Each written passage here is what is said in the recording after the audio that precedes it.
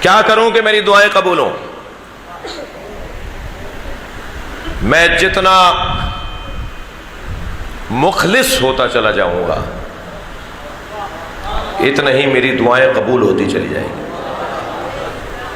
اپنے من کو صاف کرنے کی ضرورت ہے، اپنے اندر کے آدمی کو ستھرا کرنے کی ضرورت ہے، اپنے دل کے اندر گزرنے والے وسوسوں کو ختم کرنے کی ضرورت ہے، منفی سوچنا بند کر دوں، الٹی سیدھی باتیں دماغ میں لانا چھوڑ دوں، کسی کی ٹو لگانا چھوڑ دوں، کسی کے پیسے کے اوپر آڈٹ کرنا چھوڑ دوں، کہاں سے آیا، کتنا آیا، کس نے دیا، تم کون ہو بھائی؟ میں اور آپ جس دسترخوان پہ آج بیٹھے ہیں انہیں سید الساجدین کہتے ہی اس لیے ہیں۔ پیغام لے کے جائیں میرے بچے اور جوان، میرے مولا کو جب معلوم ہوتا تھا کہ اللہ نے فلاں کو نعمت عطا کی ہے فوراً سجدے میں سر رکھ دیتے تھے، اللہ کا شکر ادا کرتے تھے کہ اللہ تو نے فلاں مومن کو، فلاں مسلم کو، فلاں میرے عزیز کو نعمت عطا کی ہے۔ اسے پتہ بھی نہیں ہوتا تھا کہ امام نے اس کی طرف سے اللہ کا سجدہ ادا کر دیا ہے۔ لوگوں کو دو چیزیں زیادہ نظر آتی ہیں، ایک اپنی عقل، ایک دوسرے کا پیسہ۔ ان سے زیادہ کوئی سمجھدار نہیں ہے اور ان کے پاس پیسہ بہت ہے۔ تمہیں کیا پتا کہ کہاں کہاں کے مقروض ہیں وہ، اور تمہیں ضرورت کیا آ رہی ہے ان کے پر غور کرنے کی؟ تم فالتو ہو؟ اپنا من صاف کرو، طے کرو۔ آج امام سجاد کی مجلس میں بچوں اور جوانوں سے بات کر رہا ہوں، بزرگ مجھ سے خفا نہ ہو کہ میں انہیں کچھ سمجھا رہا ہوں۔ طے کریں آج میرے جوان، میرے بچے، میرے کم سن ساتھی، کہ ہمیں اپنا من سب سے صاف کرنا ہے۔ فلاں رشتہ دار سے 6 مہینے ہو گئے سلام دعا بند ہے، امام سجاد کو آج راضی کرو، اسے ٹیلی فون کر کے، اس سے رابطہ کر کے امام سجاد کو راضی کرو۔ میں امام سجاد کی مجلس سے آ رہا ہوں، ممبر سے پیغام یہ دیا گیا تھا کہ رشتہ داروں سے تعلقات کو توڑو نہیں، تمہارا وہ کردار رہے مگر میرا کردار یہ ہے کہ میں تم سے تعلقات کو اچھا کرنا چاہتا ہوں۔ 3 دن سے زیادہ مومن ایک دوسرے سے بات کرنے سے گریز نہ کرے، بات کرنے سے گریز نہ کرے، نہیں اس سے زیادہ نہیں، سلام دعا رابطہ۔ عزیزان گرامی، اپنا من صاف کرنے کی ضرورت ہے، اپنے آپ کو سچا کرنے کی ضرورت ہے۔ قول انما اعظکم بواحدہ، میں ایک نصیحت تمہیں کرتا ہوں، اللہ کہہ رہا ہے قرآن میں۔ آیات تو 6000 سے زیادہ ہیں مگر نصیحت صرف ایک دفعہ ہی کی ہے اس نے۔ اتنی آیات میں اس نے نصیحتیں بہت کی ہیں مگر انہوں نے نصیحت نہیں کہا، صرف ایک نصیحت تمہیں کرتا ہوں، ان تقوموا للہ، اللہ کی خاطر زندگی گزارو، مثنی و فرادا، مل کر یا تنہا رہ کر۔ میرا ہر قدم مجھے جواب دینے کے لیے ہو کہ یہ اللہ کی خاطر اٹھ رہا ہے یا نہیں۔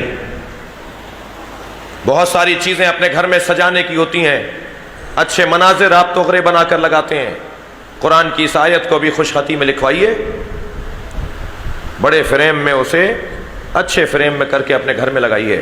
سورہ تکویر کی آیت ہے، فَأَيْنَ تَذْهَبُونَ، کہاں جا رہے ہو؟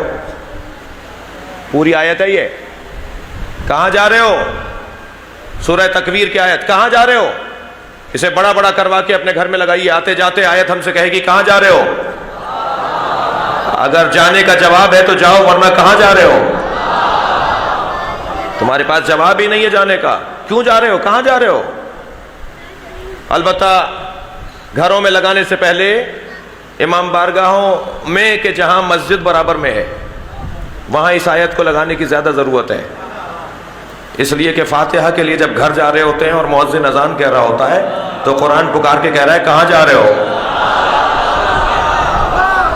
کہاں جا رہے ہو؟ کھانا کھانے جا رہے ہو؟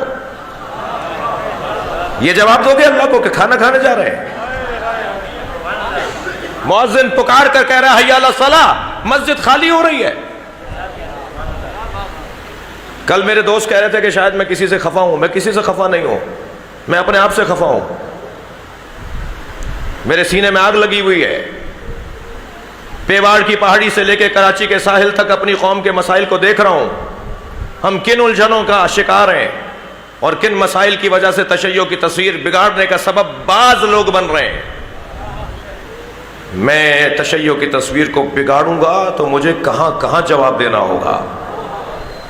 خدا کے لیے اپنے کسی عمل سے مکتب کو مجھے شرمندہ نہیں کرنا. لوگ دیکھ رہے ہوتے ہیں کہ شیعوں کے مسجد سے اذان ہو رہی ہے اور یہ مسجد سے باہر نکل رہے ہیں. کہاں جا رہے ہیں جی؟ فاتحہ کی رسم میں جا رہے ہیں. ارے بھائی، بڑے بوڑھوں نے ہندوستانی خاندان میں یہ مشکل ہے، میں بھی اسی خاندان سے ہوں. شاید پہلے وہ مغرب سے پہلے فاتحہ اس لیے رکھی جاتی تھی کہ بھائی لالٹینوں کا دور تھا، چراغوں کا دور تھا، جی اندھیرا ہو جائے گا، یہ گاؤں کیسے لوٹیں گے، تو دن چڑھے اور دن اترنے سے پہلے فاتحہ کی رسم کر لو تاکہ لوگ اپنے گھروں کو چلے جائیں. یہ کوئی قرآن میں آیا ہے؟ کسی حدیث میں آیا ہے کہ مغرب سے پہلے ہی فاتحہ ہوگی؟ میں مجلس میں بیٹھی ہوئی خواتین سے کہوں گا کہ اللہ نے آپ کو مردوں سے زیادہ دین کا جذبہ عطا کیا ہے. یہ مسئلہ بھی آپ کی وجہ سے ہے. اگر آپ اپنے مردوں کو کہہ دینا کہ فاتحہ نماز کے بعد ہوگی تو مردوں میں جرأت نہیں ہے.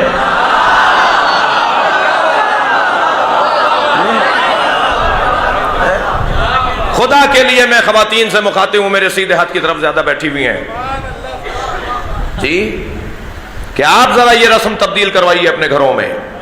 ہمارے یہاں کی فاتحائیں نماز جماعت سے ٹکرا رہی ہیں. اگر کوئی جماعت نہیں بھی پڑھ رہا، بھائی دیکھیے، اگر کوئی روزہ نہیں رکھ رہا تو اسے یہ اجازت نہیں ہے کہ وہ چوک پہ کھڑے ہو کے ببل کھائے. اس لڑکے کو یہ اجازت نہیں ہے کہ وہ چوک پہ کھڑے ہو کر کوئی ٹافی کھائے. تم نے روزہ نہیں رکھا تو تم چوک پہ کھڑے ہو کے ٹافی کیوں کھا رہے ہو؟ تم روزہ نہ رکھنے کا تو ثواب عذاب تمہارا تم جانو، تمہارا اللہ جانے. یہ بے حرمتی کرنے کا جو تمہیں گناہ ملے گا. میں نماز نہیں پڑھ رہا، میں نماز جماعت سے نہیں پڑھنا چاہتا، میں مولانا کے پیچھے نہیں پڑھنا چاہتا، تو کم سے کم نماز کی توہین تو نہ کروں. صلوات پڑھیں محمد و آل محمد.